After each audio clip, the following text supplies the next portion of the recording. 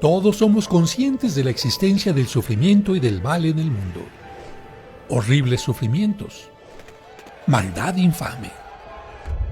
Y ante esto, ¿cómo creer en la existencia de un Dios amoroso y todopoderoso? Y si existe, ¿por qué deberíamos adorarlo?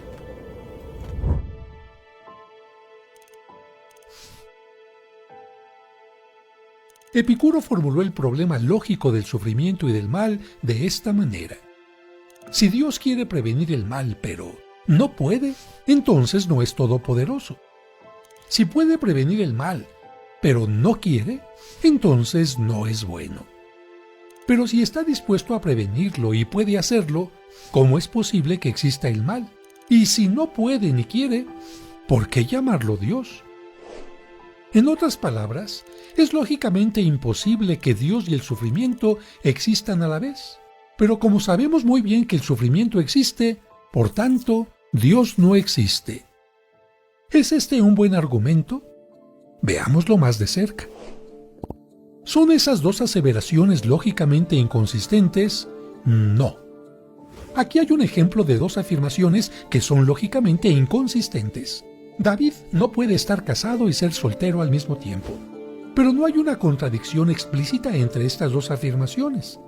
De modo que debe haber suposiciones ocultas detrás de este argumento que fundamenten la supuesta contradicción.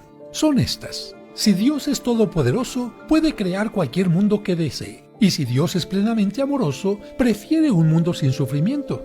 Por lo tanto, si existe un Dios todopoderoso y plenamente amoroso, se deduce que el sufrimiento no debería existir. Pero es evidente que el sufrimiento sí existe, por lo que el ateo concluye que Dios no existe. Pero, ¿son las dos suposiciones ocultas del ateo necesariamente verdaderas? Analicemos la primera suposición.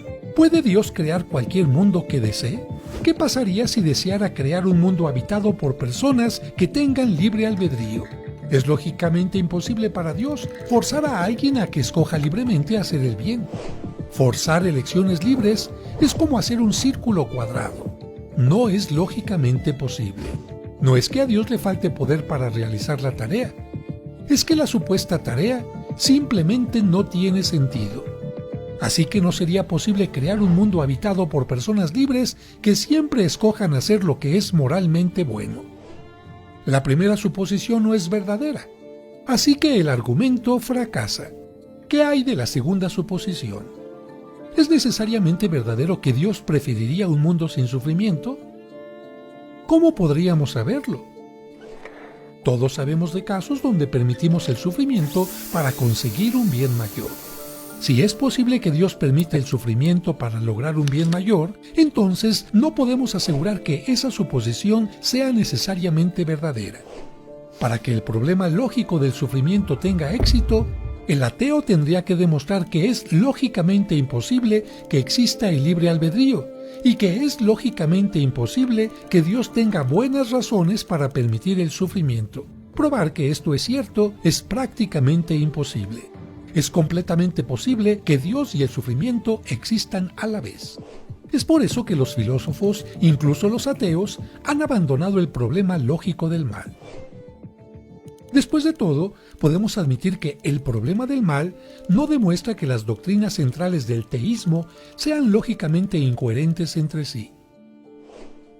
Algunos filósofos han argumentado que la existencia del mal es lógicamente inconsistente con la existencia del Dios teísta. Creo que nadie ha logrado establecer con éxito una afirmación tan extravagante como esa. Ahora se reconoce por casi todos que el argumento lógico está en bancarrota. Pero espera, aún se podría argumentar que el hecho de que sea lógicamente posible que Dios y el sufrimiento existan a la vez está lejos de ser probable, ya que en el mundo existen tantos sufrimientos sin sentido que parece improbable que Dios pueda tener buenas razones para permitirlos. Esta es la versión probabilística del problema. El sufrimiento nos proporciona evidencias empíricas para concluir no que la existencia de Dios es imposible, sino improbable. ¿Es este un buen argumento? Consideremos 3 puntos. En primer lugar, no estamos en una buena posición para afirmar con toda seguridad que probablemente Dios no tenga razones para permitir el sufrimiento. El problema es que estamos limitados tanto en espacio y tiempo como en inteligencia y conocimiento. Por otro lado, Dios ha visto todos los detalles de la historia de principio a fin y los ordena a través de las decisiones y acciones libres de las personas. Para poder lograr sus propósitos, Dios podría tener que permitir muchos sufrimientos a través del tiempo. Los sufrimientos que aparentarían no tener sentido dentro de nuestro alcance limitado de comprensión se podrían considerar justamente permitidos por Dios dentro de su marco ilimitado de entendimiento. A veces, lo que experimentamos no tiene ningún sentido hasta que obtenemos una perspectiva más amplia y logramos ver el panorama completo diseñado por el Creador. Aquí está el segundo punto. En relación al alcance completo de la evidencia, la existencia de Dios puede ser muy probable. Como puedes ver, las probabilidades siempre son relativas a la información que tengamos de trasfondo. Por ejemplo, si solamente consideramos el peso de este hombre, diríamos que es altamente improbable que sea un atleta de primera categoría. Pero si nos disponemos a considerar nueva información, como el hecho de que es un luchador profesional de sumo y que 4 veces ha sido campeón mundial, entonces corregiremos rápidamente nuestra perspectiva. De la misma manera, cuando el ateo afirma que la existencia de Dios es improbable, deberíamos preguntarle, ¿es improbable respecto a qué información de trasfondo? Si solo consideramos el sufrimiento en el mundo, entonces la existencia de Dios sí podría parecer improbable. Pero si estamos dispuestos a analizar el alcance completo de la información de trasfondo para tomar en cuenta los poderosos argumentos a favor de la existencia de Dios, entonces llegaremos a una conclusión muy diferente. El tercer punto es que el cristianismo tiene doctrinas que aumentan la probabilidad de que Dios y el sufrimiento existan a la vez. Consideremos 4 de ellas. Primero, el propósito principal de la vida no es la felicidad. Con frecuencia, las personas suponen que si Dios existe, su papel principal es crear un ambiente cómodo para sus mascotas humanas.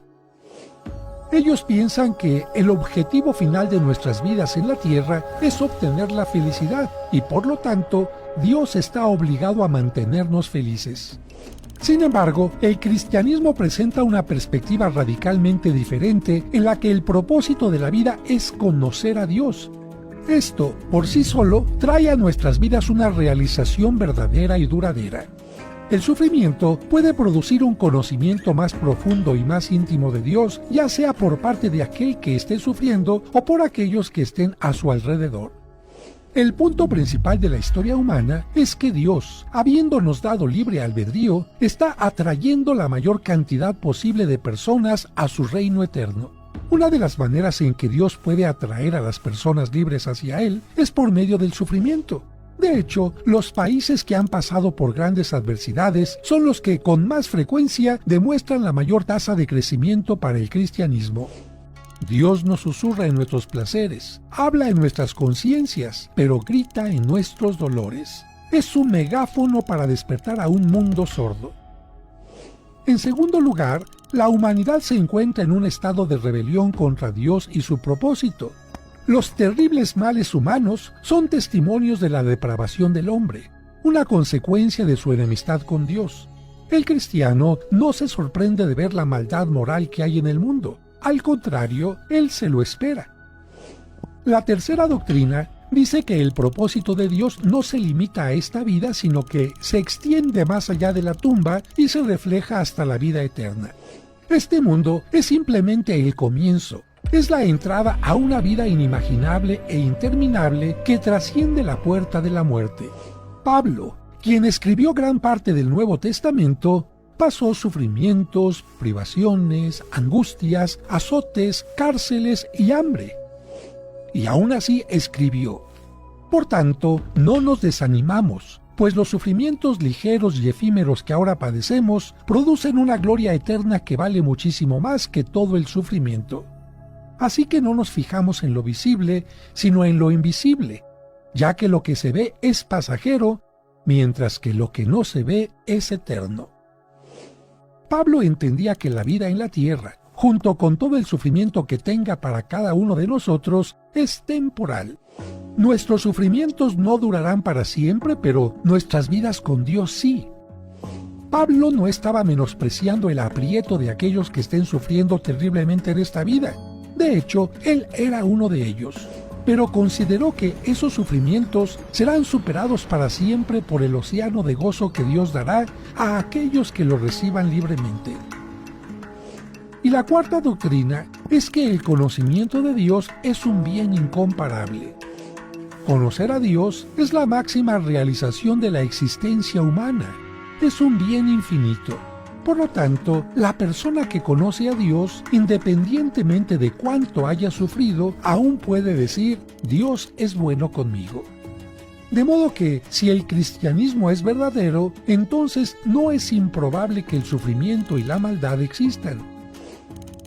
En resumen, por todas estas razones, la versión probabilística del problema del mal no tiene más éxito que la versión lógica. Como un problema puramente intelectual, el problema del mal no refuta la existencia de Dios.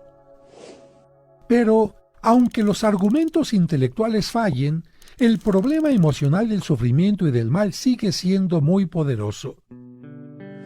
Si has pasado por un profundo sufrimiento, o si has visto a alguien a quien amas pasar por un intenso dolor, podrías estar pensando, ¿qué me importa que Dios exista? ¿Por qué debería responder a su llamado y adorarle después de todo el sufrimiento que he experimentado? Me siento indiferente y vacío. No quiero tener nada que ver con él. Sin embargo, tú no estás solo. Dios conoce tu nombre. Él sabe quién eres y por lo que estás pasando. Cuando rechazas a Dios, rechazas a quien promete estar contigo a través de tus sufrimientos, a quien puede darte la fortaleza para soportarlos. Jesucristo también sufrió. A pesar de que era inocente, Él fue torturado y sentenciado a muerte. Su sufrimiento tenía un propósito, el de proporcionarnos a ti y a mí una conexión vivificadora con Dios. Dios no solamente existe, sino que también te ama. Él te está buscando y te ofrece esperanza, y con el tiempo hará nuevas todas las cosas. Él secará todas sus lágrimas y ya no habrá muerte, ni sufrimiento, ni llanto, ni dolor, porque el mundo que existía antes ya desapareció.